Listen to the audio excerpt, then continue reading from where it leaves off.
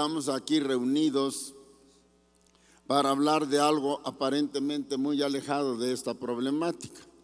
Como ya lo dijeron los maestros de ceremonias y la arquitecta Gloria Brito, a quien agradezco sus palabras, quiero decir tanto a los maestros de ceremonias como a ella. Estamos reunidos para recordar los 200 años del nacimiento de Carlos Marx. Quiero decirles, compañeros, que Antorcha está plenamente inmersa en el México de hoy, está completamente sumergida también en el problema electoral que estamos viviendo, tiene una posición definida y tiene un trabajo cotidiano que tratamos de sacar adelante de acuerdo con nuestra visión del país y de lo que éste necesita, y que a pesar de eso vimos obligado a hacer este pequeño intervalo, este pequeño paréntesis, para recordar a uno de los hombres más grandes que ha producido la humanidad, Carlos Enrique Marx.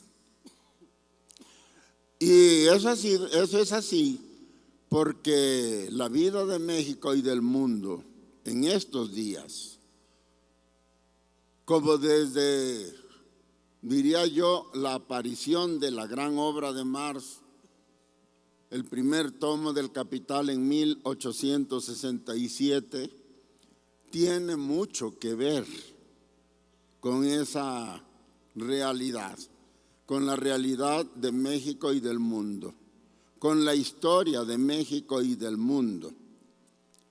Y por lo tanto, hablar de Marx en este momento y en este país no es andar descubriendo reliquias antiguas, desempolvando ídolos que ya no tienen mucho que ver con nosotros o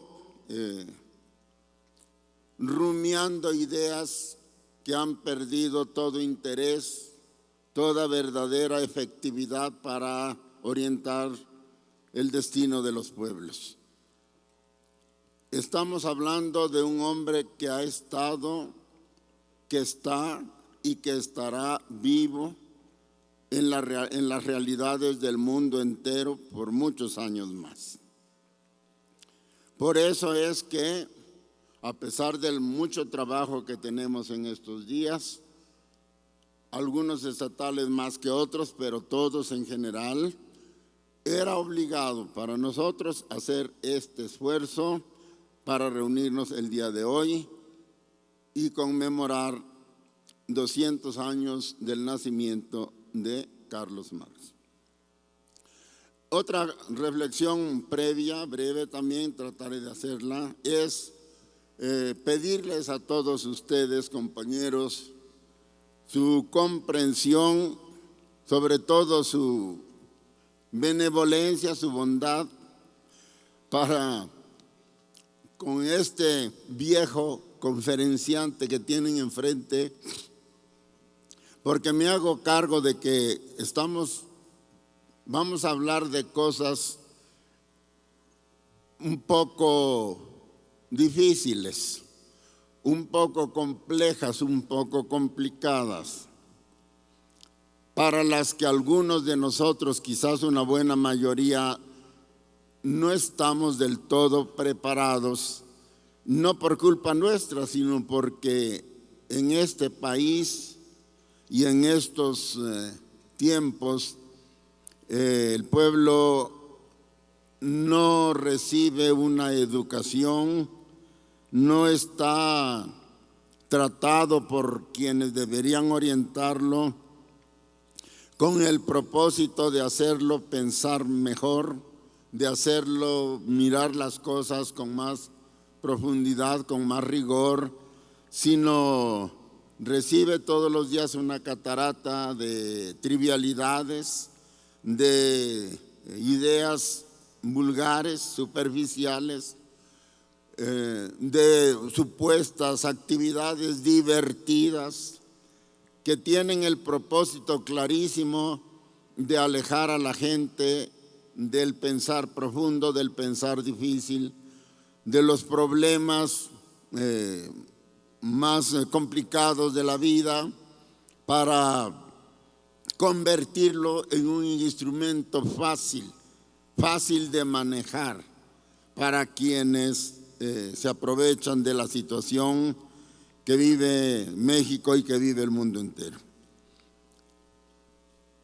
Y aunque yo voy a tratar de hacer lo más sencillo que pueda, lo más claro que pueda, es muy difícil no hablar de cosas abstrusas, es decir, un poco difíciles de captar, hablando o tratándose de Marx y de su teoría, del marxismo-leninismo. Por eso les pido su disculpa y su comprensión. Aun cuando estoy seguro que muchas cosas no van a ser captadas por algunos de ustedes a profundidad, estoy convencido de que el escucharlas, el tratar de entenderlas, va a dejar en ustedes una huella psíquica profunda, seria, que se irá ahondando con el tiempo a medida que avanza nuestra organización, a medida que el contacto entre ustedes y el activismo antorchista se hace más frecuente, más íntimo, a medida que el estudio masivo que acostumbramos a hacer vaya también avanzando con el tiempo, y al final, quizás en un momento más oportuno que el actual, esta conferencia y este acercamiento al pensamiento de Marx va a dar sus frutos en todos ustedes. Tengo esa convicción.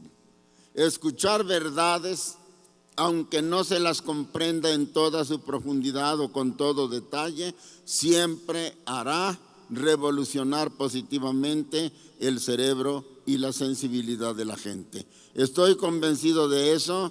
Y con ese convencimiento es que me voy a lanzar a hablar de este complicado tema.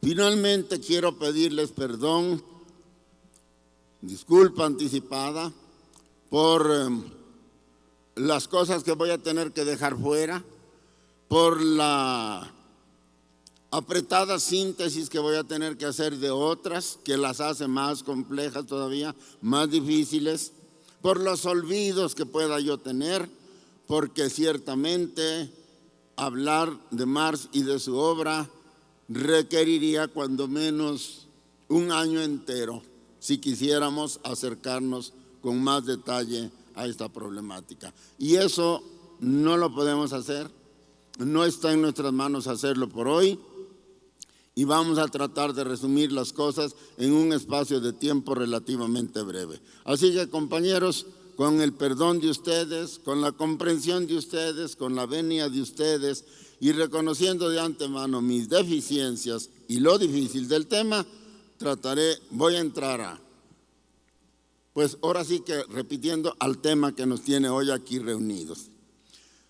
Ya lo oyeron, pero quiero empezar también diciéndoles, en efecto, que Carlos Marx nació en la ciudad de Treveris, ahora Trier, modernamente Trier, en la Prusia renana. Renana porque es la zona de Prusia, es decir, de Alemania ahora, a la orilla del río Rin, y de allí la palabra renana, del Rin. En aquel tiempo era una ciudad pequeña, ahora es una ciudad más grande, más moderna. La visité no hace muchos años y pude comprobar que debía haber sido algo relativamente poco alentador vivir en aquella época, en la época en que Marx nació.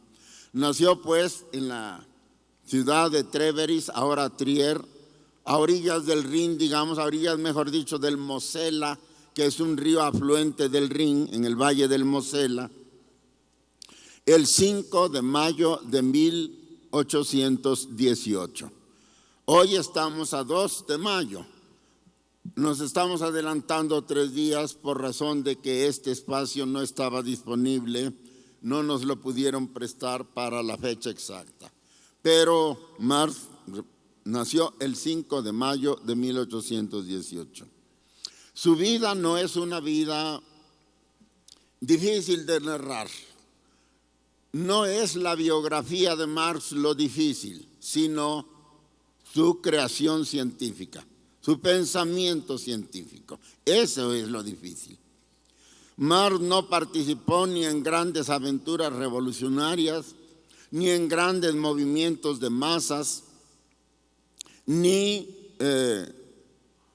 realizó grandes instituciones o procesos que nos tuvieran que llevar mucho tiempo hablando de los mismos para tratar de retratar su vida. En realidad, pudiéramos decir que él fue básicamente un estudioso de los problemas sociales que ya entonces apuntaban claramente en el horizonte de la humanidad. Y aunque siempre se mantuvo íntimamente relacionado con el movimiento, con la lucha de los pueblos, con la lucha de los trabajadores de aquella época, el mismo desarrollo del movimiento, que era apenas, digamos, el principio de la lucha de la clase obrera, estamos hablando de 1818.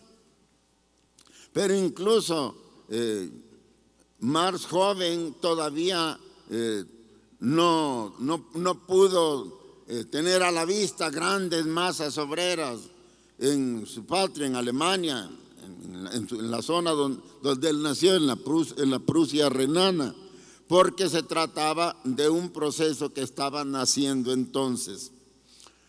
Y parte de su genialidad precisamente radica en eso, en haber visto el fenómeno que nacía como un fenómeno que se desarrollaría y se convertiría en el eje de la vida de los países del mundo en un futuro que todavía de alguna manera él alcanzó a ver. Entonces, decía yo, por esta situación particular de Marx, de la época en que nació y del lugar en que nació, él sí tuvo relación con las masas, tuvo intervención en la lucha de las masas, en lo que entonces se estaba dando como lucha emancipatoria de los trabajadores, pero no vivió grandes acontecimientos de la historia directamente o como dirigente, como personaje central de ella. Su tarea, pues, entonces, principalmente fue el estudio, el desentrañamiento de los fenómenos que estaban naciendo, el desentrañamiento de la situación que pudo apreciar con su mirada de águila y ponerlo por escrito, dejándonoslo a nosotros como una herencia invaluable para orientar la lucha de los pobres del mundo. Marx era hijo de un abogado, era de familia judía, de una familia de rabinos, es decir, diríamos de sacerdotes judíos, pero su padre, que era un hombre un tanto también fuera de serie, y que no quería vivir una vida de paria como la que tenían entonces los judíos en Alemania, prefirió convertirse al cristianismo, al luteranismo de entonces, y cambiar su nombre y su apellido para tomar un nombre, digamos, que no revelara su origen judío. Se llamaba Heinrich Marx, el padre de Marx. Lo mandó a la universidad, primero a la Universidad de Bonn, y por algunos problemas de conducta, Marx era joven y le gustaba salir de paseo y de echarse sus cervezas alguna vez, reunirse con amigos que lo distraían entre una y otra clase, y el padre hizo todo lo posible para sacarlo de ese ambiente que consideraba poco favorable y mandarlo a la Universidad de Berlín, que era más rigurosa entonces. En efecto, Marx se traslada a la Universidad de Berlín y es allí donde termina sus estudios de abogado. Esto es importante, bueno, lo quiero recalcar porque cuando Marx llega a Berlín es en el año de 1836, es decir, a los 18 años más o menos. Y en esa universidad había dado clases uno de los hombres que mayor influencia tuvo en Marx, en su doctrina, en su modo de ver las cosas, que era Hegel. Hegel había sido maestro de la Universidad de Berlín y había muerto en 1831, es decir, 5 años antes. Cuando Marx llega a Berlín, Hegel ya no vivía, pero la herencia de Hegel estaba muy viva. Marx llegó cuando estaba en plena efervescencia la lucha entre los llamados hegelianos de izquierda y hegelianos de derecha. Marx se incorpora, se hace parte de los hegelianos de izquierda, junto con los hermanos Bruno, los hermanos Bauer, con Arnold Ruge y otros más discípulos o seguidores de Hegel. Y es aquí donde comienza la evolución política, filosófica de Carlos Marx. Él estudiaba, ya lo dije, leyes y de hecho termina su carrera de abogado, pero su gran capacidad le permitió al mismo tiempo ahondar y mucho en la doctrina de Hegel, que no es una doctrina sencilla. No era muy fácil entender y asimilar a profundidad el pensamiento de Hegel. Y aquí lo curioso es que Marx, entre todos los hegelianos, fue el que mejor, el que más profundizó y el que mejor entendió y el que mejor se orientó dentro de ese mar de un pensamiento muy denso, muy oscuro, expuesto en un lenguaje también muy difícil, de tal manera que pudo sacarle un provecho grande que describiré un poquito más adelante, no me quiero adelantar. Se hace un discípulo de Hegel y Hegel marca en buena medida el pensamiento de Hegel, la orientación filosófica, el pensamiento filosófico de Marx. Terminados sus estudios, no cree posible graduarse en la Universidad de Berlín porque el gobierno alemán, que era un gobierno monárquico, era una monarquía muy reaccionaria, no toleraba ni siquiera el pensamiento de Hegel. No me voy a meter a describirlo porque si no, no acabo. Hegel no era un revolucionario propiamente hablando, pero su pensamiento era de alguna manera inconveniente para los intereses de los que dominaban entonces en Alemania. Y al morir Hegel, tratan de erradicar la herencia política, la herencia, mejor dicho, filosófica de Hegel. Contratan para eso a un ex condiscípulo de Hegel, a Schelling, que había sido su compañero de estudios en el seminario de Tubinga, para que desate una guerra abierta, desarrollando una filosofía nueva que era básicamente un combate a la dialéctica hegeliana. Marx, como hegeliano de izquierda, sabía que si su tesis caía en manos de Schelling, no lo iban a graduar, no le iban a dar el título. Y opta por mandar su tesis a la Universidad de Jena o de Jena, que es donde finalmente se gradúa el 15 de abril de 1841, si la memoria no me falla. Aprueban su tesis, lo someten a un examen muy breve porque la tesis lo decía todo, y en esa fecha recibe su título de doctor, Herr Dr.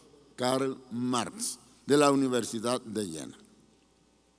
Con su título de abogado, Marx inicia su vida adulta, digamos su vida ya independiente.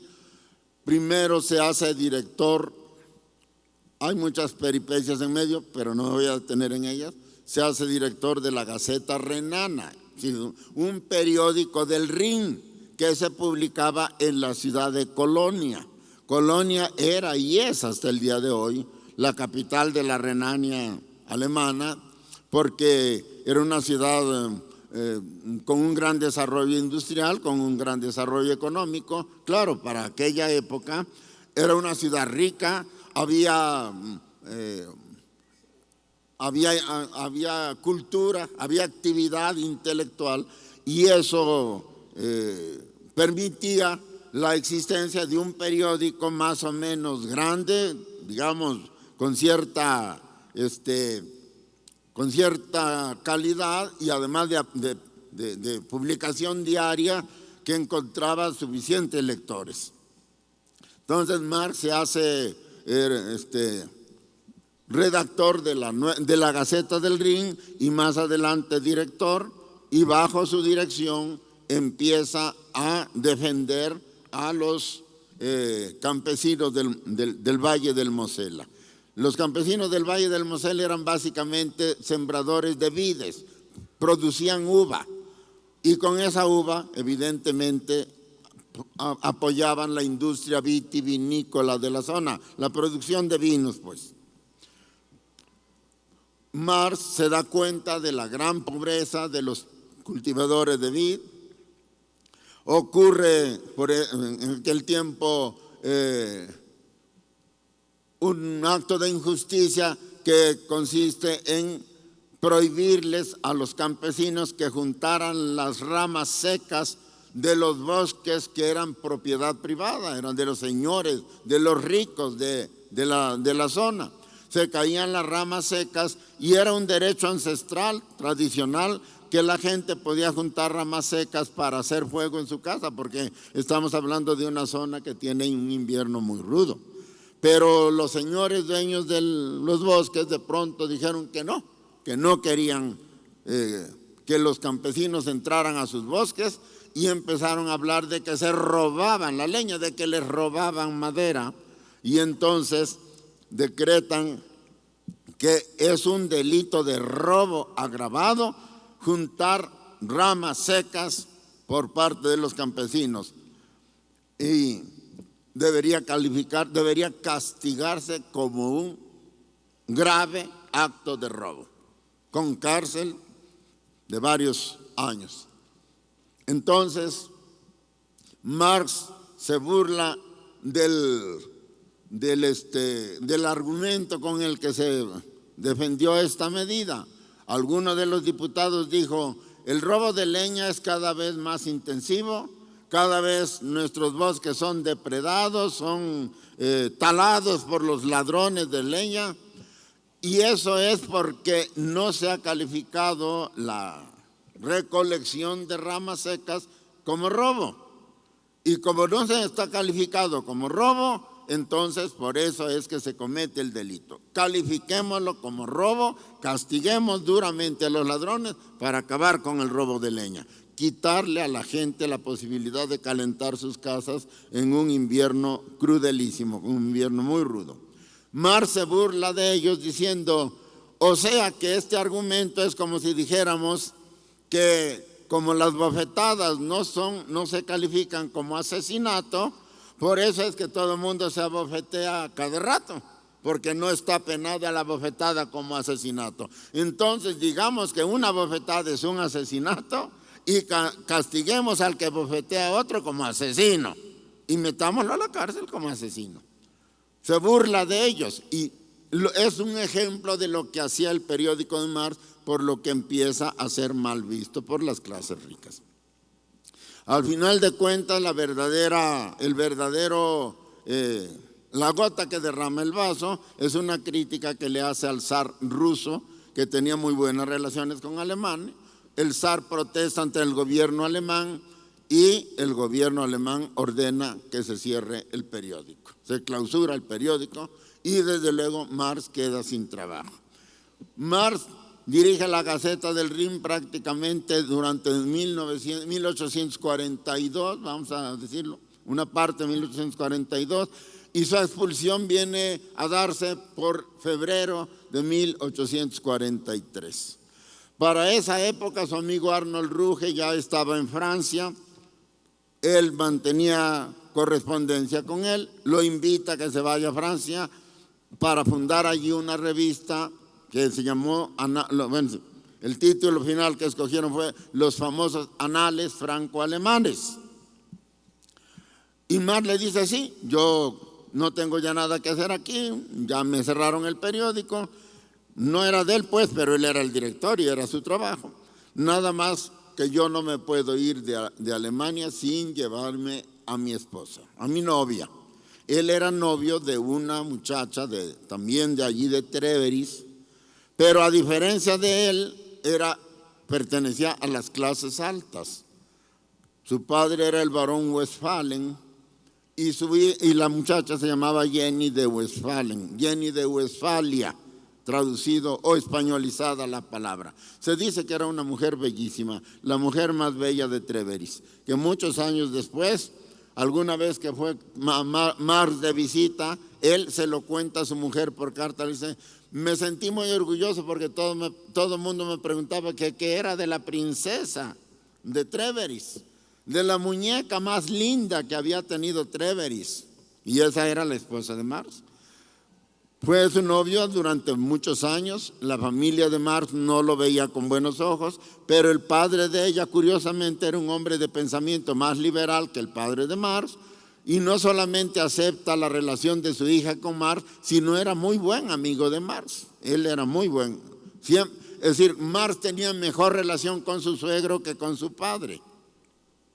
Se casa pues con Jenny de Westfalia en 1843, por junio de 1843. Se pasa algunos meses de luna de miel. Ya su suegro había muerto, el padre de Jenny había muerto. Algunos meses con su suegra, la baronesa, que también era una mujer muy buena.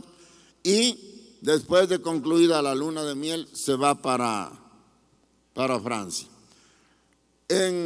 Estando de luna de miel, empieza o escribe dos de los que son sus escritos más antiguos.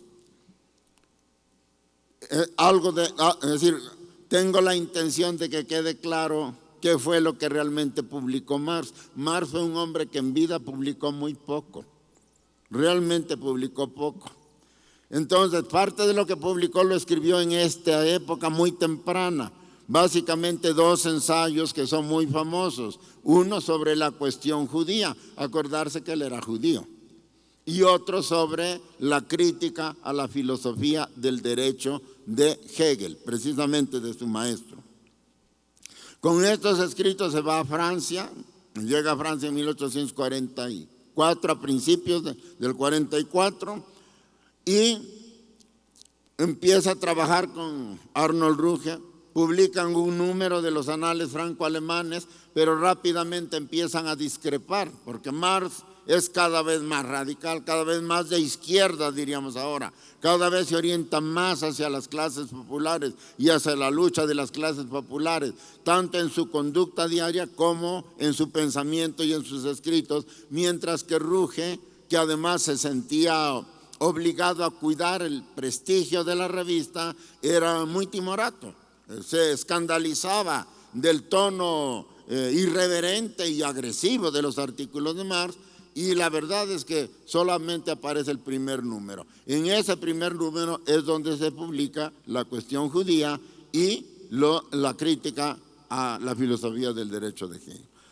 Se queda Marx sin trabajo pero sigue viviendo en Francia. Allí lo visita, Engels ya lo había visitado antes cuando era director de la Gaceta, pero fue muy breve la visita. Se encuentran en París, intercambian puntos de vista porque Engels ya había publicado un artículo sobre la situación de la clase obrera en Inglaterra que le había impresionado mucho a Marx, y un ensayo de crítica de la economía política, y entonces Marx siente que hay similitud entre los planteamientos. Cuando llega Engels a visitarlo a París, se ponen de acuerdo y empiezan a trabajar juntos.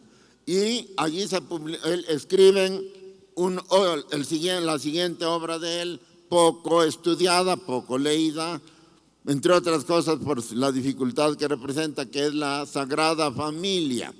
Esta Sagrada Familia está dirigida precisamente contra varios de los que habían sido amigos de Marx, los famosos hegelianos de izquierda, que publicaban muchas cosas con las que Marx no coincidía, y entonces junto con Engels escriben la Sagrada Familia, que aparece publicada por alguna editorial de aquella época. Y también empieza Marx a tratar de poner en claro su propio pensamiento filosófico, y poco después redacta las famosas 11 tesis sobre Feuerbach.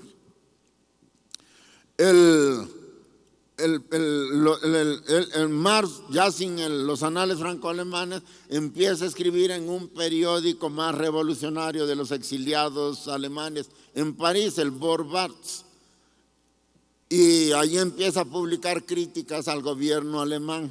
Entonces el gobierno alemán se comunica con el gobierno francés, protesta porque Marx está escribiendo y atacándolo, y lo expulsan de Francia. Solamente el gobierno de Bélgica, de Leopoldo I de Bélgica, por cierto, este es Leopoldo I de Bélgica, tenía una hija que se llamaba Carlota de Bélgica, que luego es esposa de Maximiliano y que viene a ser emperatriz de México. El padre de Carlota era el gobernante de Bélgica y es el que le da asilo a Marx. Entonces él se traslada con su mujer a Bélgica y allí vive durante 1845, 46, 47 y hasta principios del 48. En este tiempo, ¿qué es lo que hace? Junto con Engels escriben una obra que ellos consideraban importante para deslindarse de su pasado, de su propio pasado, de los hegelianos de izquierda, para deslindarse también de Feuerbach, que había sido un maestro de ellos, y para deslindarse de las corrientes de la ideología alemana. Precisamente el libro se llama La ideología alemana. Es un libro grueso que Marx mismo dice que después de que lo terminaron de escribir él y Engels, no encontrando quien lo editara, se lo encomendaron a la roedora crítica de los ratones.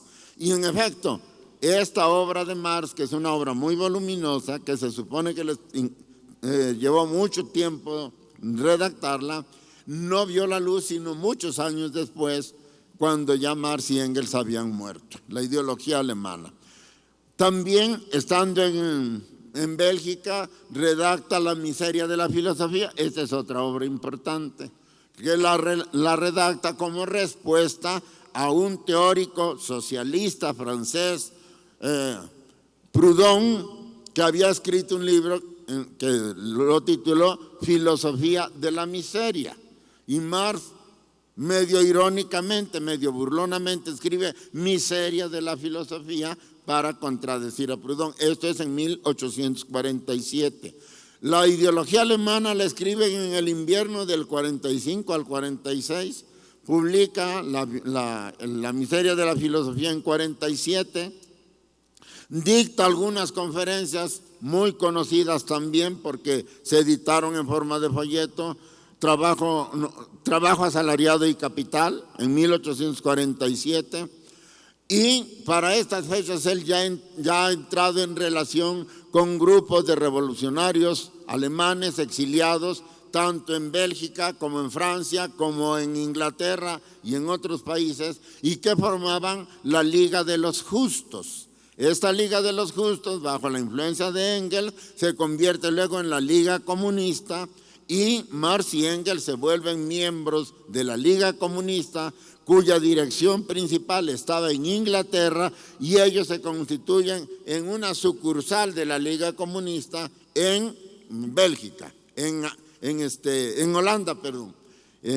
Entonces, como miembros de la Liga Comunista, reciben el encargo de redactar la Declaración de Principios, una especie de credo de los comunistas. Esto ya lo había intentado Engels, que fue el primero que se incorpora a la Liga de los Comunistas, y hace una especie como de decálogo. Está publicado, si alguno tiene curiosidad por conocerlo, lo puede encontrar en las obras de Engels.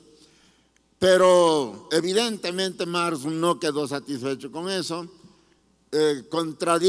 contraargumentó, y al final de cuentas en un congreso de la Liga que se celebra en Inglaterra, en Londres, más o menos a fines del año 1947, es cuando los comisionan a él y a Engels para redactar el manifiesto, digamos, la declaración de principios, se diría ahora, de la Liga.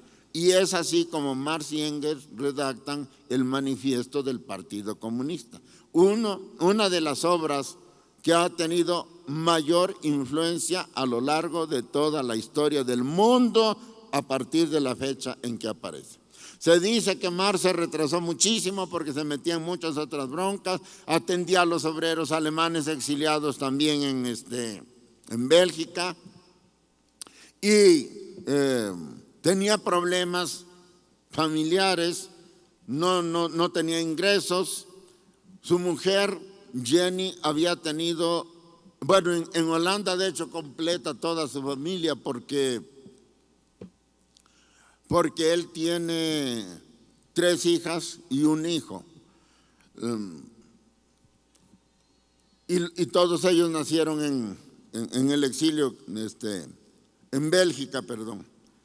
Entonces tenía problemas económicos y eso lo fue haciendo retrasar el manifiesto, hasta que la gente de la Liga le dijo: díganle a Marx que si no nos va a entregar el documento que le comisionamos, que nos regrese los materiales y que además se considere expulsado de la Liga. Y entonces, presionado, se dice que prácticamente en pocas semanas, algunos dicen que en una noche de insomnio, redacta el manifiesto del Partido Comunista. Pero este manifiesto, que no es una obra muy voluminosa, sino es un folleto relativamente de pocas páginas, es una de las expresiones más altas, tanto del genio literario como del genio político, filosófico, económico, histórico. Es un resumen apretadísimo de un mundo de saber que nadie sospechaba que un hombre como Marx pudiera reunir y además sintetizar en ese manifiesto. Estamos hablando de 1847, fines del 47, es decir, que Marx tenía 29 años, era un joven, era un chamaco, y a pesar de eso dio a luz esta obra maestra, que se dice que es una de las obras de doctrina, de filosofía, de política, que han tenido más influencia en el pensamiento del mundo, en la política del mundo, e incluso que es un sorprendente fenómeno editorial, porque hace poco un biógrafo de fines del 1999, por ahí así, se admiraba de que en una librería de Inglaterra hubiera no menos de 5 ediciones distintas del manifiesto de Marx en una librería de Londres. O sea, es una verdadera maravilla, por decirlo de alguna manera, este manifiesto. Pero esta es otra de las cosas que Marx publicó. El manifiesto se publica en Londres, lo publica la Liga de los Comunistas en Londres y aparece, si no me falla la cabeza, el 24 de febrero de 1848. Es la fecha de nacimiento del manifiesto. 24 de febrero de 1848. Poquito tiempo después se desata la rebelión en Francia contra el gobierno de Luis Felipe. Este fue el campanazo para una extensión de la rebelión por toda Europa. Por toda Europa. Hay manifestaciones, hay disturbios, hay levantamientos prácticamente en todos los países de Europa. No solo en Francia, sino también en Alemania, y también en Hungría, y también en Austria, y también en Italia, y también en España, en todas partes. Hay una efervescencia revolucionaria en 1848, como si la realidad se hubiera conjurado con Marx para demostrar la validez de las tesis que Marx plantea en el manifiesto comunista. ¿Qué es lo que está pasando? ¿Qué es lo que estamos mirando nosotros? Acá atrás los compañeros me están haciendo el favor de poner imágenes. Desgraciadamente yo hubiera querido aquí tener un monitor, pero no lo pusimos. Entonces no veo lo que están poniendo atrás, pero he convenido con ellos de que vayamos más o menos poniendo imágenes para que ustedes se vayan dando una idea. Aparecen allí imágenes de rebeliones en muchos lugares de Europa que estallan en 1848. Entonces, por aquellos días, Marx había recibido de su madre, su padre había muerto antes, de hecho, murió antes de que Marx terminara sus estudios, pero su madre, que no estaba de acuerdo con la actividad revolucionaria, digamos, de Marx, le retiene la herencia y quizás por mala suerte, no sé si también por mala leche de la señora, le manda a Marx la parte de la herencia que le toca, 6,000 francos, precisamente por estas fechas. Y Marx, que no tenía dinero, que ya tenía 3 de sus 4 hijos, que tenía que alimentarlos, agarra los 6,000 francos y los empieza a repartir entre los obreros alemanes que se estaban armando para irse a Alemania y también alentar la revolución y dirigir la revolución en Alemania. Y esto lo sabe el gobierno alemán, se lo comunica al gobierno de Leopoldo de Bélgica y expulsan a Marx de Alemania. Para esas fechas ya el gobierno de Luis Felipe había caído en Francia y estaba un gobierno provisional de corte republicano, democrático. Y este gobierno invita a Marx a venirse a París muy a tiempo, porque el gobierno de Bélgica le da 24 horas a Marx para abandonar Bélgica. Pero no solamente no le respetan las 24 horas, sino lo detiene la policía y lo encierran, acusado de conspiración contra el gobierno. Jenny trata de defenderlo y también la agarran y la encierran con las prostitutas que tenían en ese tiempo el gobierno, y los liberan finalmente faltando 2 horas. Así es que, ¿se imaginan? En 2 horas tienen que hacer las maletas y prácticamente salen corriendo de Bélgica hacia Francia. Llegan a Francia, si no me falla también la cabeza, el 5 de marzo, y Marx encuentra las calles llenas de vidrios rotos, de adoquines levantados, de madera quemada, de edificios destruidos, como restos de las batallas callejeras que se han dado en Francia para derribar al gobierno de Luis Felipe. Él se instala por unos días en Francia, sigue realizando sus actividades con la Liga, pero sabe perfectamente bien, piensa que su deber está en Alemania. Cuando él salió de Francia, después de que le cerraron la Gaceta del Rin, perdió la ciudadanía, le retiraron la ciudadanía alemana, de tal manera que él no era legalmente ya no era alemán, a pesar de lo cual con todo y su familia se va otra vez, se instala en Colonia, le pide al gobierno alemán que le regrese la ciudadanía y se la niegan y le dicen: de todos modos te damos un permiso provisional y si nos molestas te vamos a volver a expulsar.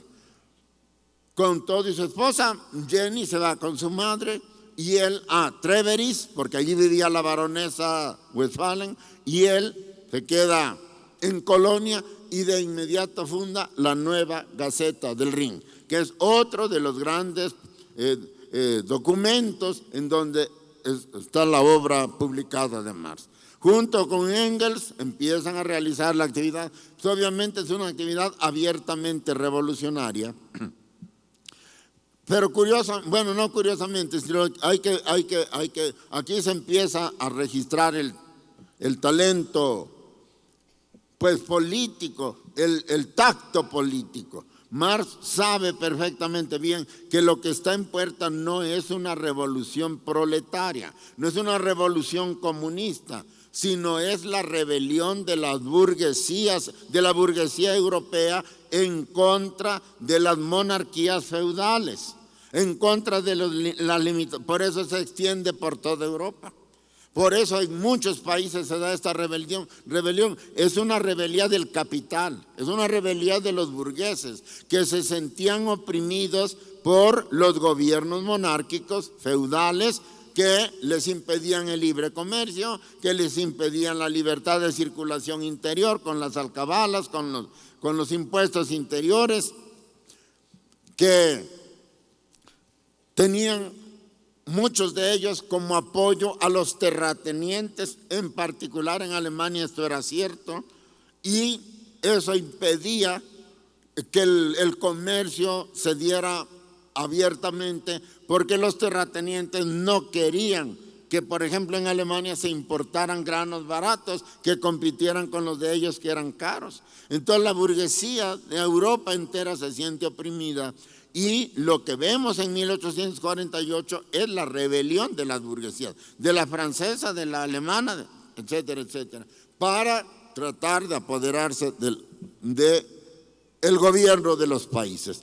Por eso Marx en la Nueva Gaceta del Rin, aunque no deja de aleccionar a los obreros y de hablarles de los derechos de los obreros, les aconseja aliarse con la burguesía, pero no fundirse con ella, diferenciarse siempre de ella, porque dice Marx, hay que tener en cuenta que si ahorita somos aliados contra los restos del feudalismo, cuando la burguesía gane el poder, nos vamos a volver enemigos de la burguesía. Y por eso necesitamos no confundirnos con ellos. No todos siguieron el consejo de Marx, evidentemente, pero esa era la idea. Y lo digo porque esa idea era la que él defendía en la Nueva Gaceta del Rin. Esto fue lo que le permitió cierta vida a la Gaceta.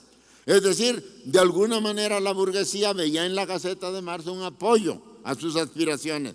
Pero como Marx de todos modos aconsejaba a los obreros y denunciaba la relación abusiva del patrón con los trabajadores, terminaron evidentemente sintiéndose agredidos y viene otra vez el cierre de la Nueva Gaceta del Rin y la expulsión de Marx. Digamos que esta fue la última aventura alemana de Marx. A fines de 1949 se traslada a Inglaterra, se establece en Inglaterra y no vuelve a salir de Inglaterra nunca más. No vuelve a salir, regresa alguna vez a Alemania, por ejemplo, a supervisar la edición del primer tomo del Capital, que se publica en alemán, lo publica un editor alemán, pero él ya nunca regresa a vivir a Alemania. Se queda en Inglaterra y es en Inglaterra, valiéndose de la libertad relativa que había en Inglaterra, las bibliotecas inglesas, sobre todo la del Museo Británico, que era una biblioteca muy rica, completa sus estudios de economía, y sigue trabajando con los obreros. Prácticamente la liga se deshace con la revolución del 48. se dispersan cada quien por los distintos rumbos de Alemania y de Francia, y la liga, digamos, que desaparece allí. Por eso es que Marx, ya en Inglaterra, siente necesidad de fundar otra organización obrera, y él crea la primera Internacional Comunista en 1864 en Londres, Inglaterra.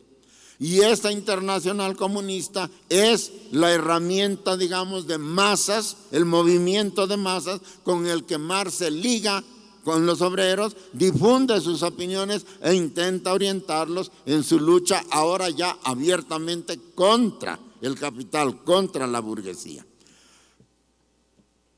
Entonces, Marx se instala en Inglaterra, sigue trabajando al mismo tiempo con los obreros, funda la Internacional y sigue completando sus estudios y redactando sus obras.